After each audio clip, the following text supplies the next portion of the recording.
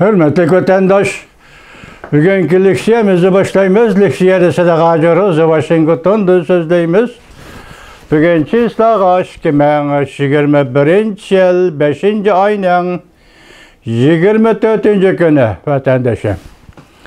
Sizlerge bugünkü vaziyetin gipini eysaq, hürmetlik vatandaşlar. Hazır, rasmu yoki yalğanmı? Çünkü tarixide islahat degen bulup bakmagan edi. Mesela 1950 yıllarda Washington tercümal edigen kitapni tanqid qilishni başlagan mavzudon. Çünkü islahatçılığa karıştırgan mavzudon edi vatandaşım.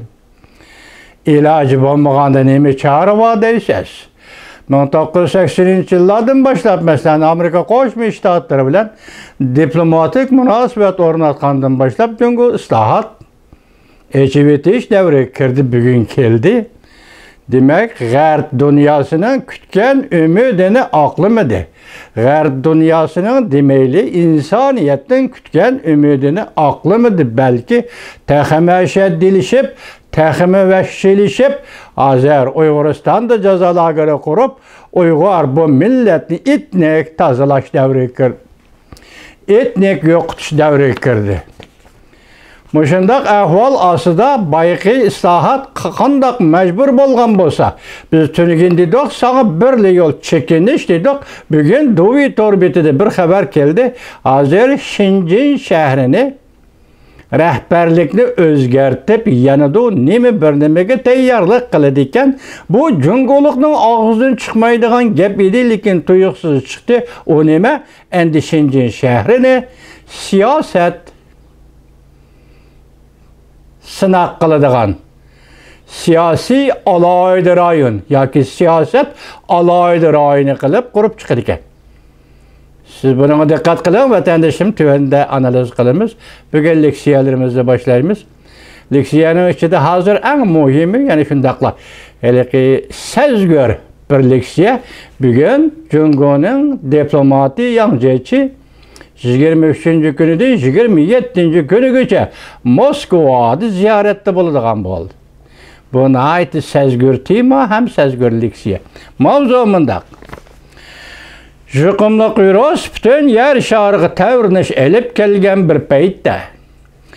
Cungo'nun yuqur dercelik diplomati Rusiyaga ziyaret gel. İki devlet fırsatdan paydalanıp münasebetini çonqurlaştırdı. Mavzulu haber 5. ayının 24. günü Amerika avazından Xitay tili programımız e'lon qilindi. Haber mundaq başlandı. Cungo-Rusya münasebetleri Cungo'nun taşqi işlağı mesulü siyasi büronun azası.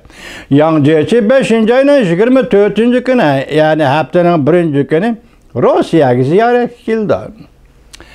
Yancıçının Rusya'nı ziyaret qilishi Cungo-Rusya münasebetlerinin çonqurlaşqanlığının yeni alamatı edip qaraldı.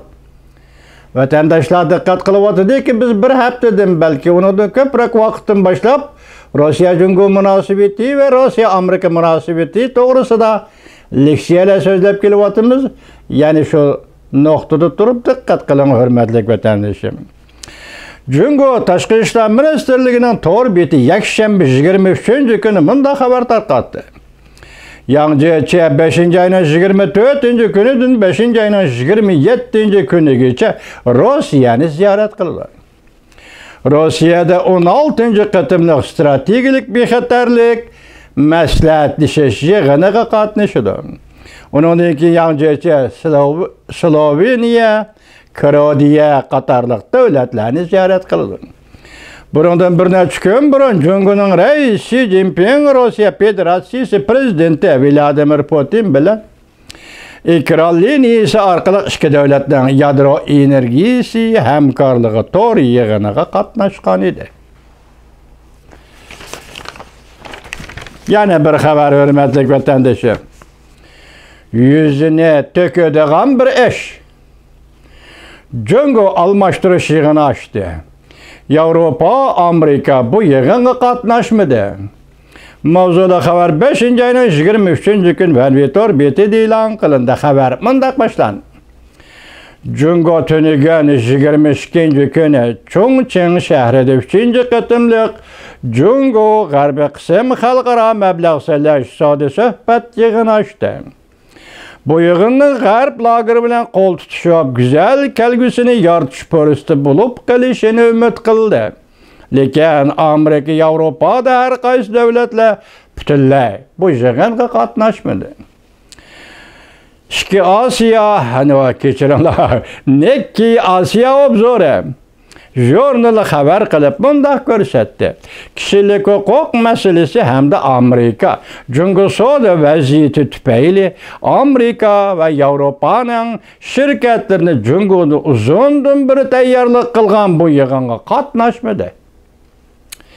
Yumshoq detal ExxonMobil shirkati, Walmart, Daimler qatorliq taklif qilingan shirkatlar ko'rgazmaga va aloqador faoliyatlarga hatto vakil avatib qatnashtirishni butunlay rad qildi. Xabarda bunday ko'rsatildi. Jungo Uyg'uristonda Uyg'urlarni xo'rladi.